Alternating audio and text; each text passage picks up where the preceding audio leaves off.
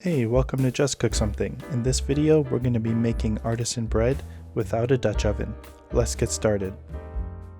The first thing we're going to add is 1 teaspoon of activated dry yeast, 2 teaspoons of sugar, and then 1.5 cups of water, which was warmed to 108 degrees Fahrenheit.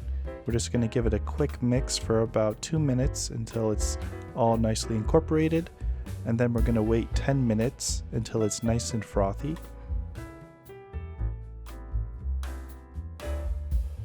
And after 10 minutes, give it another quick mix. Alright, now we're going to add 1 teaspoon of salt, 1 teaspoon of vinegar, and then just give it another quick mix. And then we're going to add 3 cups of flour. Now I'm using all-purpose flour, but if you have bread flour, you can use that as well. Then using our trusty spatula, just give it a nice mix, scraping all the edges and trying to pack it all in nicely.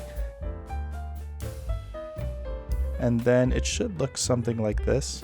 Then just cover it with plastic wrap and then leave it in a warm place for about an hour and a half. And after an hour and a half, this is what it looks like. Your dough should have rows like mine. It really depends on where you're keeping it stored. I like to keep mine in the oven when it's off, but use the spatula again and just kind of fold in all the sides until majority of the flour is gone. And it looks something similar to this. And then again, just cover it with a wrap and then just leave it in a warm place for another hour and a half. And then it should have doubled its size by this point. Again, same process, just use the spatula and keep folding all the sides. You'll notice that the texture of the dough will become smoother, which indicates that the gluten structure is developing properly.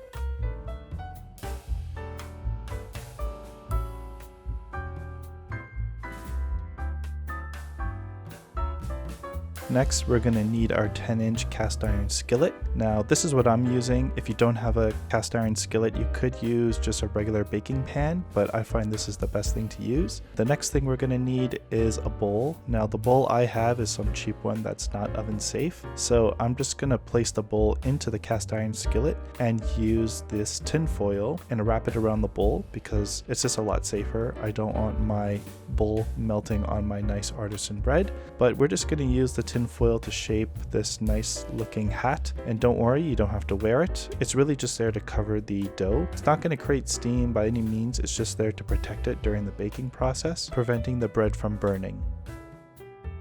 Next, we're just going to flour the board so the dough doesn't stick. Make sure you spread it nicely with your hands and then carefully place the dough onto the board and start shaping it. You do want to add some flour on top of the dough as well. Again, it is really sticky, so just take your time with this. Make sure it doesn't stick too much. If you need to add more flour, you can do that as well. And then once you shape it to your liking, get your cast iron skillet, put in some parchment paper, and then place the dough in there carefully. And then sprinkle some flour on top of the dough and just rub it on there. And then using a sharp knife, you can create your own designs. So I'm just doing something very basic, nothing too special here, just a couple cuts on each side of the dough. And it should look something like this. And then next we need to preheat our oven. So put on your tinfoil hat on the dough, not your head, and preheat the oven at 450 degrees Fahrenheit. Once it becomes fully preheated, bake for 35 minutes with the foil on. Then take it out of the oven and carefully remove the tin foil. And as you can see, the bread looks very sad. But you want to bake it again for another 15 to 20 minutes with the foil off until it's golden brown or until it looks like this.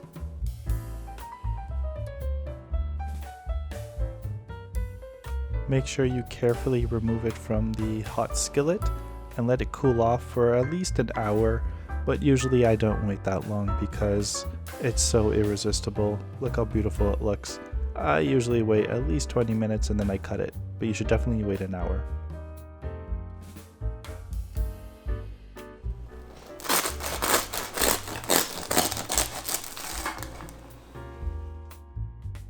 Now remember, every oven is different, so always add 5 minutes extra if your bread doesn't look like mine.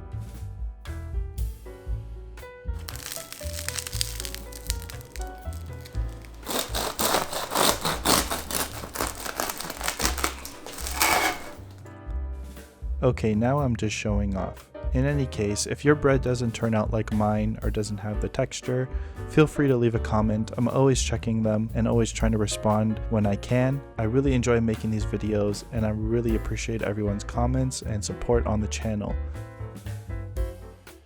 If you'd like to leave a request for future videos, please leave a comment below. Be sure to like, share, and subscribe, and I'll see you guys in the next one.